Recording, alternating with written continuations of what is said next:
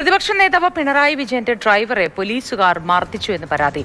Police പിടിച്ചപ്പോ നിനക്ക് എന്റെ പേര് പറഞ്ഞാ പോരായിരുന്നു. പറഞ്ഞടാ, നിന്റെ പേര് പറഞ്ഞു. പിന്നെ ഇടിയായിരുന്നടാ, പൊരിഞ്ഞിടി നിലത്തിർത്തിയിട്ടില്ല. മുൻ മുഖ്യമന്ത്രി പിണറായി വിജയന്റെ ഗൺമാൻമാർ ഒളിവിൽ പോയിരിക്കുന്നു. രക്ഷാപ്രവർത്തന കേസിൽ അന്വേഷണം തുടങ്ങിയതിന് പിന്നാലെയാണ് 5 പേരെയും കാണാതായത്. പ്രതികൾക്കെതിരെ വധശ്രമ കുറ്റം ചുമത്തി. സ്വയരക്ഷയ്ക്ക് വേണ്ടിയല്ലേ നമുക്ക് പോലീസിനോട് പറയാം. പോലീസിനോട് നീ പറഞ്ഞ് മനസ്സിലാക്ക്. ഞാൻ വക്കീലുമായിട്ട് വരാം. ആലപ്പുഴയിൽ നവകേരള രക്ഷാപ്രവർത്തനത്തിന് ഈ പ്രതിയാക്കപ്പെട്ട 5 പേരുണ്ട്. ആ 5 പേരാണ് ഇപ്പോൾ ഒളിവിൽ പോയതായി SIT സ്ഥിരീകരിക്കുന്നത്. എന്നെ എവിടെയെങ്കിലും വെച്ച് കണ്ട ഞാൻ ചിരിക്കാം. ചിരിക്കരുത്. അഥവാ നിന്നെ പോലീസ് പിടിച്ച ഞാൻ ചേട്ടന്റെ പേരും പറയാം. പറയരുത്. എല്ലാം നിന്റെ വിധിയാണെന്ന് കരുതി സമാധാനിക്കണം. മുൻ മുഖ്യമന്ത്രി പിണറായി വിജയൻ രക്ഷാപ്രവർത്തനം എന്ന് വിശേഷിപ്പിച്ച ഗൺമാൻമാരുടെ മർദ്ദനത്തിലാണ് കുറ്റകരമായ നരഹത്യാ ശ്രമത്തിനുള്ള ഗുരുതരമായ വകുപ്പ് ചേർത്ത് SITയുടെ റിപ്പോർട്ട്. എന്തിനാണ് ഈ രാക്ഷസന്റെ ഫോട്ടോ ഇവിടെ തൂക്കിയിട്ടത്? ഒരിക്കലും മറക്കാതിരിക്കാൻ.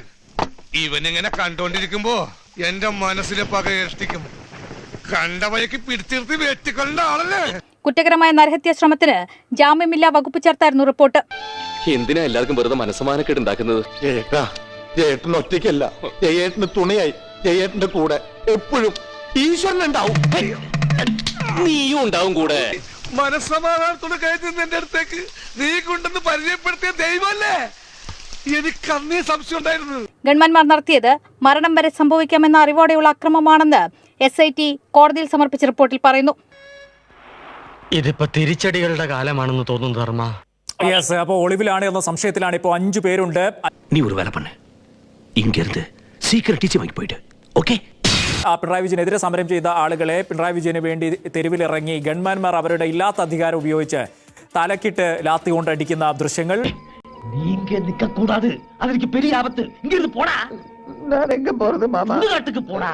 രക്ഷാപ്രവർത്തനം എന്ന പേരിൽ പേരുകേട്ടിട്ടുള്ള കുപ്രസിദ്ധി അറിഞ്ഞിട്ടുള്ള ആ സംഗതി. അതിനകത്ത് പുതിയ സർക്കാർ വന്നു കഴിഞ്ഞപ്പോൾ കാര്യക്ഷമമായ ഇടപെടലുകൾ ഉണ്ടാകുന്നു.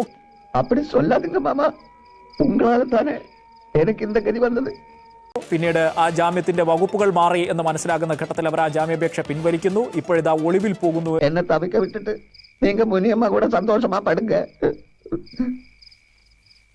മണമുള്ള പൂനുള്ളി മുടിയിൽ ചൂടി മണിക്കുട്ടി നീ എന്റെ മനസ്സു നുള്ളി.